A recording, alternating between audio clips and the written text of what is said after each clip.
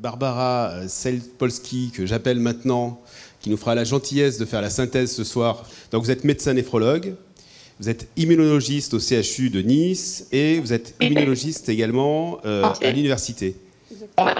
Et j'ai quelqu'un qui a pris le micro. C'est la conclusion directement. Hein. Il faudrait couper les sons, si tu veux bien. Vous êtes très active, hein. J'ai vu votre CV, bravo. Je ne sais pas comment vous avez trouvé le temps d'être avec nous toute la journée, mais en tout cas, merci vraiment de votre présence. Et je souligne pour l'équipe que Jonathan Alouche, qui avait fait un travail très très intéressant, que vous allez peut-être présenter là, qui est passé dans l'équipe pendant quelques mois à Nice, et dans votre service. Voilà, donc un petit clin d'œil à lui, je ne sais pas s'il nous suit à distance. Et vous avez une petite vingtaine de minutes. Merci beaucoup pour cette introduction. Merci beaucoup à Atmosud. On est très très honorés de vous accueillir pour ce conseil scientifique et très heureux d'avoir démarré cette collaboration avec vous, puisque nous, on a appris énormément de choses en discutant avec Alexandre, avec vos ingénieurs sur la pollution. Alors, c'est quelque chose qu'on découvre et puis on a fait, je pense, le meilleur modèle pour avancer, c'est-à-dire qu'on a essayé de former un médecin en santé publique à votre modélisation, à vos données. Et c'est ce qui a permis de faire ce travail sur l'impact du système immunitaire, enfin l'impact de la pollution sur notre système immunitaire. Donc j'espère que je ne vais pas être trop technique sur le système immunitaire, juste introduire des notions qui sont des données qu'on va mesurer chez nos patients et qu'on va essayer de mettre en lien avec ce que Atmosud mesure sur la qualité de l'air. Donc d'abord en introduction, je voulais revenir sur ce qu'on appelle la transition épidémiologique, qui est l'évolution des pathologies depuis l'ère de l'industrialisation, avec une évolution importante, puisque grâce à la vaccination, grâce à l'antibiothérapie, on ne meurt plus de maladies infectieuses, hors pandémie Covid. On meurt de ce qu'on appelle un concept de maladie qui est le mal de notre siècle probablement, qui sont les maladies chroniques, c'est-à-dire les maladies, les cancers, les pathologies cardiovasculaires dont Pierre Gibelin nous a fait un lien, en tout cas avec les arrêts cardiaques, mais en lien avec le terrain vasculaire.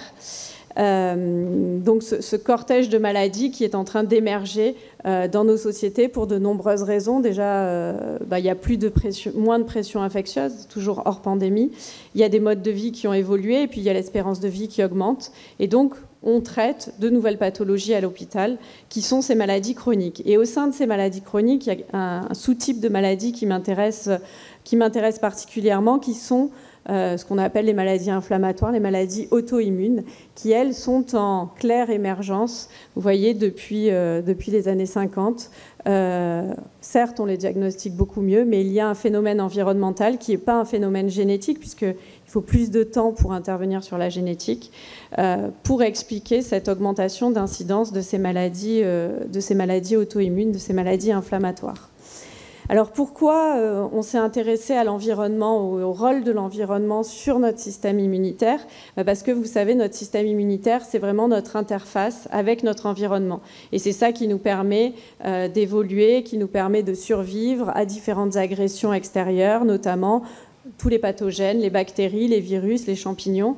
Et c'est grâce à ce système immunitaire, sans qu'on s'en rende compte ou seulement avec des petits symptômes, qu'on arrive à survivre dans un environnement qui est agressé en permanence. Et c'est cette réponse immunitaire qui va se mettre en place pour nous protéger contre ces pathogènes. Et puis, forcément, dans notre environnement, il n'y a pas que des pathogènes, il y a aussi ce qu'on respire, il y a aussi l'impact, l'effet de la pollution et des toxines sur ce système immunitaire qui, ça, est beaucoup moins bien connu. On ne sait absolument pas qu'est-ce qui fait sur notre système immunitaire quand on respire un air pollué, qu'est-ce qui va changer sur le fonctionnement de notre système immunitaire.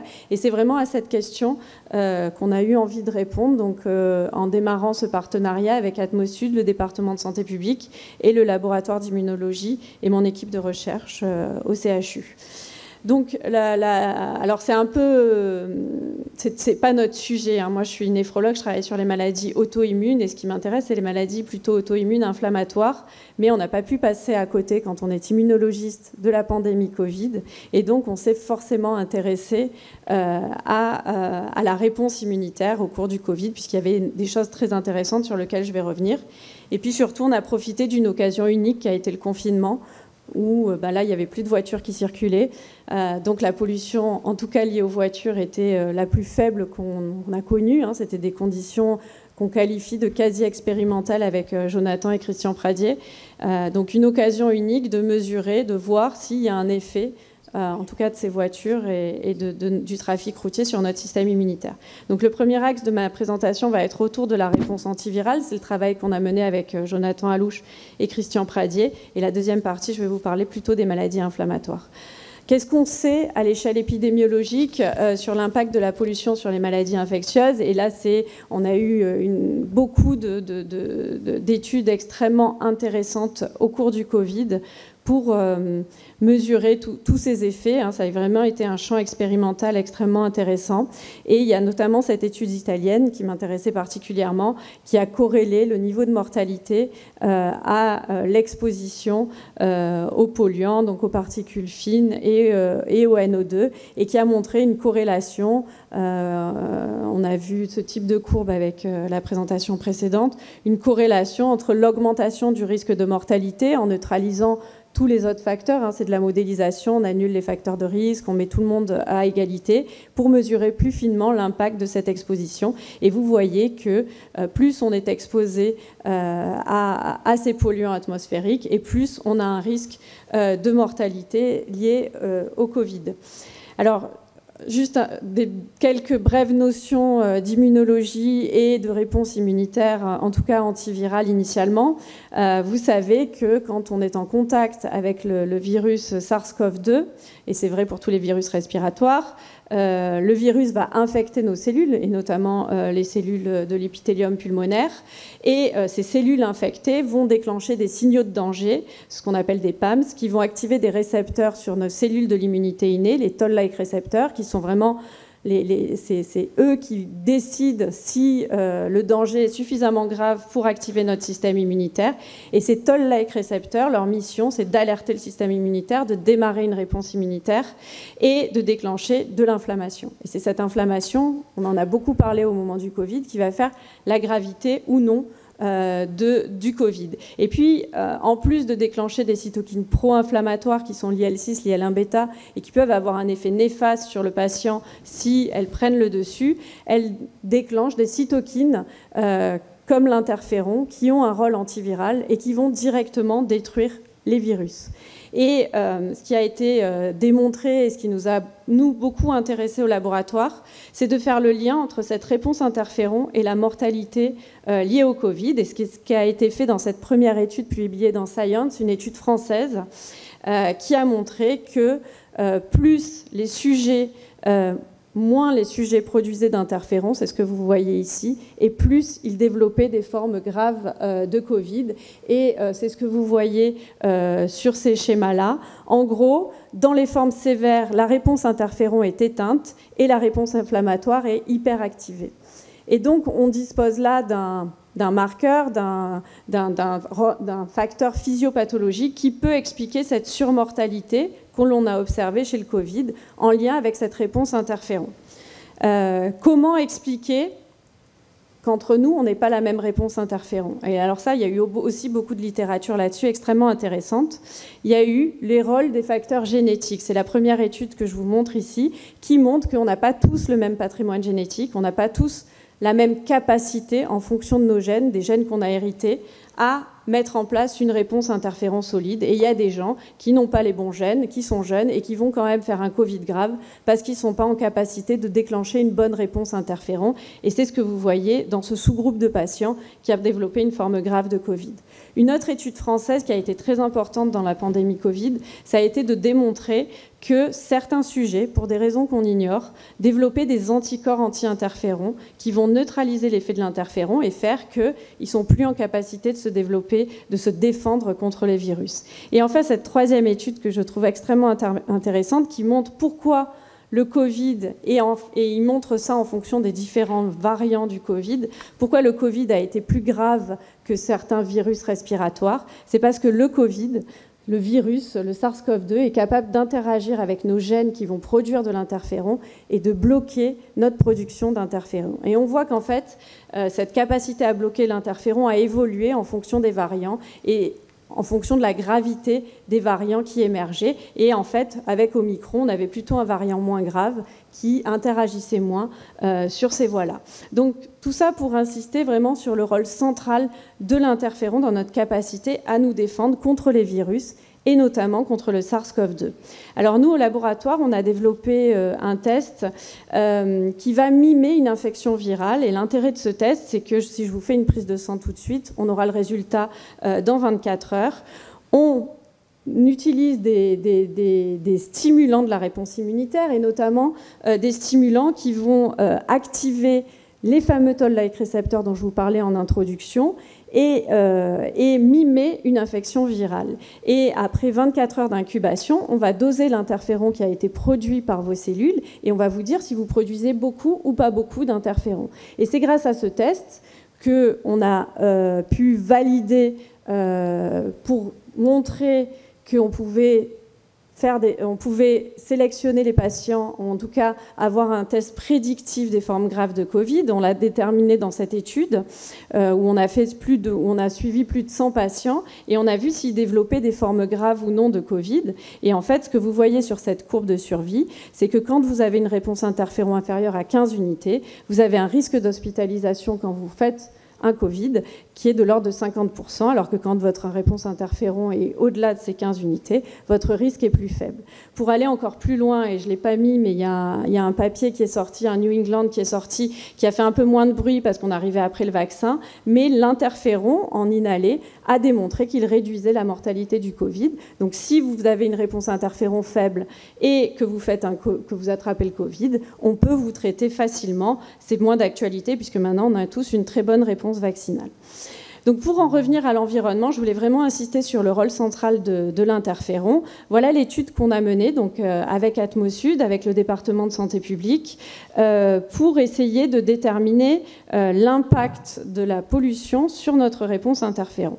On a suivi une cohorte de 320 sujets pour lesquels on a pu obtenir, grâce à cette collaboration avec Atmosud, leurs données environnementales, leur niveau d'exposition aux particules fines, donc sur 2 modèles différents, grâce aux données mesurées sur leur lieu de travail, avec le capteur le plus proche de leur lieu de travail. Donc on a inclus ces sujets, c'était soit des travailleurs du CADAM, soit des travailleurs de l'hôpital, de l'Archer, soit des travailleurs de Pasteur ou de la commune de la Trinité. Et pour ces sujets, donc on avait les données mesurées au capteur le plus proche de leur lieu de travail et on a ensuite obtenu, grâce à Atmosud et à Romain Piga, la modélisation à leur domicile de leur niveau d'exposition aux particules fines.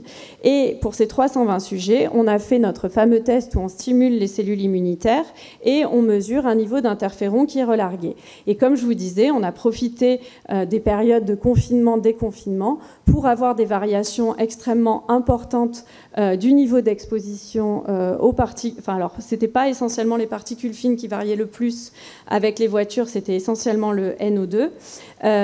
Et c'est ce qu'on a essayé de corréler, les variations d'interféron qu'on mesurait à 2 temps avec les variations à ces différents polluants. Et ce que vous voyez sur ces résultats, c'est qu'on a une variation qui est importante de l'interféron quand on prélève nos sujets sur ces 2 temps et que cette variation est corrélée à l'exposition au NO2. Donc, comme je vous disais, c'est Jonathan Alouche qui est médecin en santé publique à qui on a confié avec Christian Pradier l'analyse de ces résultats. Et donc, on voit que les variations de l'interféron sont corrélées avec l'exposition aux différents polluants, que l'on soit sur le modèle capteur ou sur le modèle Azure. Et on a une corrélation négative entre les variations d'exposition au NO2 et aux particules fines et la capacité à produire de l'interféron. Donc, pour expliquer la vulnérabilité dont on a parlé en introduction dans les lieux urbains, on a démontré un lien entre notre capacité à nous défendre contre les virus et notre exposition à ces différents polluants. Maintenant, comme je vous disais, l'interaction avec le système immunitaire, elle est au-delà de la réponse interféron. Si on s'intéresse à la réponse inflammatoire, et c'est ce qui va faire un peu le fil conducteur de toutes les présentations, puisque que ce soit les événements cardiovasculaires, les cancers, les maladies auto-immunes, le lien entre toutes ces pathologies, c'est l'inflammation.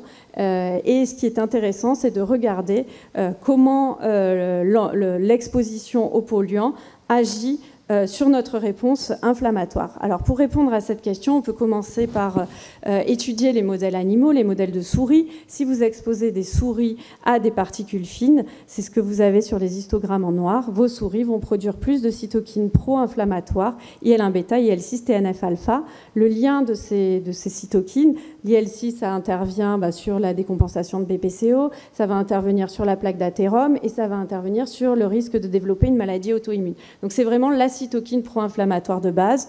On retrouve exactement les mêmes résultats chez le rat quand on l'expose au NO2. Et étude encore plus intéressante chez l'homme, en Chine, sur 55 étudiants. Les auteurs de cette étude ont fait une étude randomisée en double aveugle où ils ont fait porter des masques à ces étudiants pendant 15 jours, des masques qui filtraient ou non les particules fines, et ils ont regardé, en fonction du type de masque qu'ils portaient, leur production avant-après de cytokines pro-inflammatoires, et que ce soit à l'échelle de l'ARN ou à l'échelle de la protéine, on montre qu'il y a un impact sur la production d'IL-1β et d'IL-6, et que quand on est protégé de nos particules fines, on produit moins de cytokines pro-inflammatoires. Et ça, c'est vraiment la plus belle démonstration, je trouve, pour mesurer l'impact de ces particules sur notre santé. Alors maintenant, quel est le lien avec les maladies auto-immunes? Et c'est ce qui m'intéresse particulièrement. Les maladies auto-immunes, on a vu la réponse interféron, c'est une réponse de type TH1, de type antiviral. Quand on développe une maladie auto-immune, on a plutôt une exacerbation de la voie TH17, qui est une voie qui est naturellement activée pour nous défendre contre les champignons. Et en fait, c'est une voie extrêmement inflammatoire qui fait le lit de ces maladies auto-immunes. Notre hypothèse, pour expliquer un lien entre maladies auto-immunes que je vous ai présenté en introduction et pollution, notre hypothèse, c'est que les particules fines que l'on respire vont avoir un rôle d'adjuvant dans la réponse immunitaire. Qu'est-ce que c'est un adjuvant? Un adjuvant, c'est ce qu'on va rajouter à un vaccin pour induire une réponse immunitaire. Cet adjuvant, son rôle, c'est d'activer ces fameux toll-like récepteurs qui vont déclencher une réponse immunitaire et une réponse inflammatoire. Et donc, pour nous, on a parti de l'hypothèse que les PM que l'on respire ont ce rôle adjuvant dans la réponse immunitaire. Alors, les études épidémiologiques corrèlent maladie auto-immune et pollution, il y en a énormément, et il y a notamment cette étude chinoise qui a corrélé le niveau d'exposition aux particules fines l'année avant de déclencher une maladie auto-immune et qui a placé tout ça sur une carte, comme vous voyez, et qui montre que ça a été montré, c'est le même modèle que ce que présentait Pierre Gibelin. Chaque augmentation de 10 microgrammes mètre cube des niveaux de particules fines augmente de 14% le risque de développer cette maladie auto-immune qui est une maladie rare.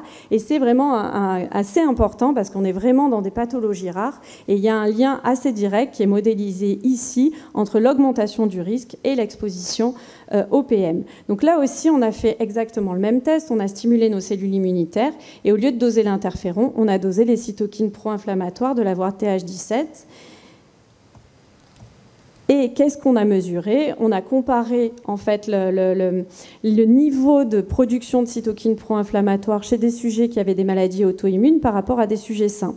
Et ce que vous voyez, c'est que ces sujets auto-immuns produisent plus d'IL-1β, d'IL-6 qui sont des cytokines pro-inflammatoires, produisent plus d'IL-17, qui est cette fameuse cytokine de la voie TH17 qui fait le lit des maladies auto-immunes, donc tout ça est très logique, et produisent moins de cytokines de la voie TH1 qu'on a vu qui servent à nous défendre contre les virus. On a regardé, grâce aussi aux données Atmosud, les patients qui produisaient beaucoup d'IL-17, beaucoup de cytokines pro-inflammatoires qui sont sur cette partie de l'histogramme, et ceux qui n'en produisent pas beaucoup, et on les a juste localisés, on leur a juste demandé où ils habitaient, C. Et ce que vous voyez, c'est les croix, ceux qui produisent beaucoup de cytokines pro-inflammatoires, qui habitent essentiellement en centre-ville le long des axes routiers, alors que les autres qui ont des maladies moins inflammatoires habitent un peu plus loin. Et là, c'est le même terrain génétique, enfin, c'est le même phénotype de patients, donc on peut les comparer entre eux. Il y a moins de facteurs de confusion. Et ce qui est intéressant aussi, c'est que plus on produit de cytokines pro-inflammatoires, plus on fait des formes graves de la maladie, on va thromboser plus, on va rechuter beaucoup plus précocement.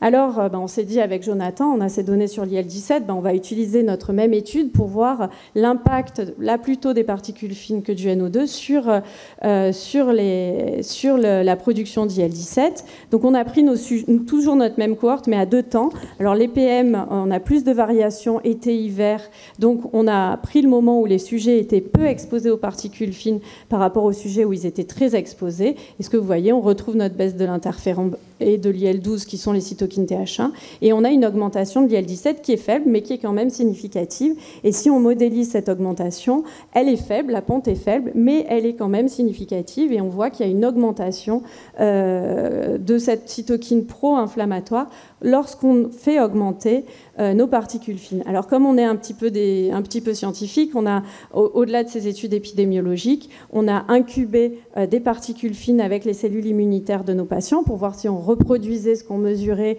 à l'échelle d'une population sur quelques patients in vitro. Et ce que vous voyez, c'est qu'on baisse avec les particules fines la production d'interféron, qui est notre cytokine antivirale, et toutes les cytokines pro-inflammatoires sont augmentées lorsqu'on incube nos cellules avec des particules fines. Donc il y aurait un effet direct de ces particules fines sur notre système immunitaire.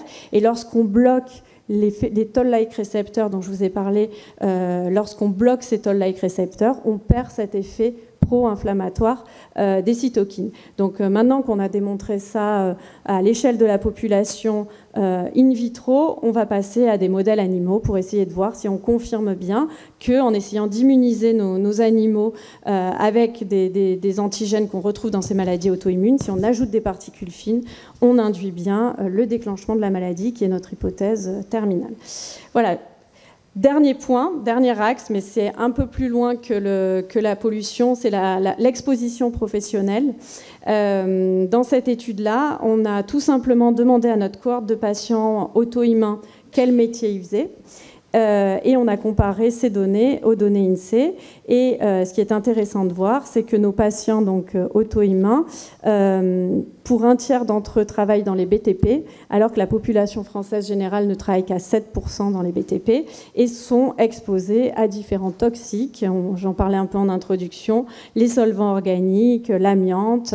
Et ce qui est intéressant de voir, c'est qu'on a un profil plus inflammatoire chez ces patients qui travaillent dans les BTP par rapport aux patients qui ne sont pas exposés à ces solvants. Donc il y a vraiment un ensemble de stimulants de la réponse immunitaire, probablement professionnels, probablement l'environnement et l'air qu'on respire, qui fait le lit de ces maladies inflammatoires, de ces maladies chroniques, et qui probablement explique la transition épidémiologique qu'on est en train de mesurer avec l'émergence de ces maladies chroniques qu'on va voir toute la journée.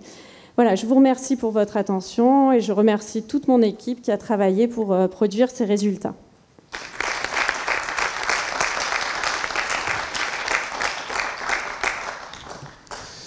Mais c'est nous qui vous remercions pour la qualité d'abord de cette présentation et pour le travail que nous avons suivi avec Jonathan, mais qui est vraiment remarquable, à toute votre équipe ici. Je ne sais pas s'il y a des questions dans la salle. Oui. Bonjour, merci beaucoup Patricia Serrault en direction de la santé publique de la ville de Nice. Est-ce que vous avez travaillé sur les effets protecteurs de l'immunité? Et moi je pensais notamment à l'activité physique. Puisque... Oui. Alors ça voilà. c'est super parce que en ajoutant dans toutes ces données qu'on a produites dans ces études, on a effectivement ajouté tous les facteurs de risque cardiovasculaire, tabac, et on a ajouté l'activité physique comme question, avec des marqueurs qui sont peut-être pas parfaits, mais juste à titre, on demandait au sujet s'il faisait plus d'une demi-heure d'activité physique par semaine, ce qui n'est pas fou, mais voilà, on l'a quand même posé, et effectivement on a un lien avec l'activité physique sur la réponse immunitaire. On a évidemment un lien très fort de l'âge, on n'a pas trouvé de lien encore sur le sexe.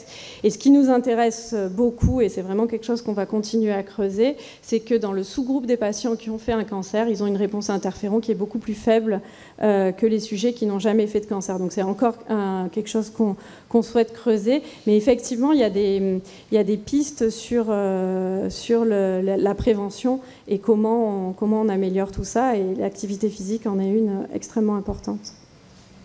Pierre Gibelin. Oui. Merci. Oui, pour rebondir, effectivement, l'activité physique, oui, mais en milieu pollué, c'est ça. Si on va faire le jogging près de l'aéroport, lorsque les avions décollent, je ne sais pas. Donc là aussi, il y a plein de travaux. Il y en a qui disent que c'est pas bon, il y en a qui disent que ça ne joue pas. Moi, je voulais te poser la question. Tu nous as parlé d'une maladie auto-immune. Est-ce que c'est valable pour toutes les autres maladies auto-immunes? Parce qu'il y en a beaucoup. Oui. Il y en a des beaucoup plus fréquentes. C'est vrai qu'on en a de plus en plus. Hein. Et est-ce que tu as une idée sur les autres maladies auto-immunes beaucoup plus fréquentes que celles que tu as présentées? Oui, alors moi c'est vrai que je fais un focus sur une maladie qui est rare, qui est la glomérulonéphrite extramembraneuse, que personne ne connaît parce que je suis centre de référence sur cette maladie. Mais effectivement, là, on a commencé à travailler avec Christian Roux, qui va intervenir en fin de journée, sur la polyarthrite et la spondylarthrite ankylosante, qui sont des maladies beaucoup plus connues, qui sont médiées par TH17, pour valider notre thèse, pour dire qu'on mesurait bien la réponse TH17 grâce à ce test, et c'est ce qu'on a montré avec Christian. Et Christian Roux donc, a commencé des travaux avec Atmosud pour corréler tout ça. Mais la littérature sur les maladies auto-immunes et la pollution est en train d'exploser. Et effectivement, il y a un lien qui est fort, que ce soit la sclérose en plaques, sur toutes ces maladies plus fréquentes, effectivement. Nous, c'est vraiment un modèle, quoi. On l'utilise comme un modèle. Alors, j'ai une question à distance de Peggy Demaître de Atmo Hauts-de-France. Ce sont nos homologues dans le Grand Nord.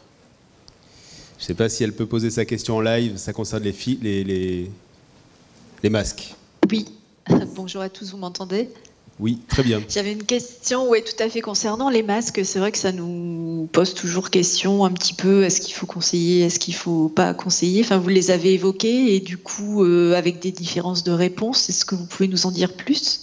Oui, alors là, c'est vraiment à titre expérimental. C'est des Chinois. Oui, je me doute. Voilà, c'est sur des étudiants en Chine qui avaient des masques qui filtraient les particules fines. Alors, il me semble que nos masques chirurgicaux ne filtrent absolument pas les particules fines. Donc, il n'y a pas. Enfin, je pense qu'on ne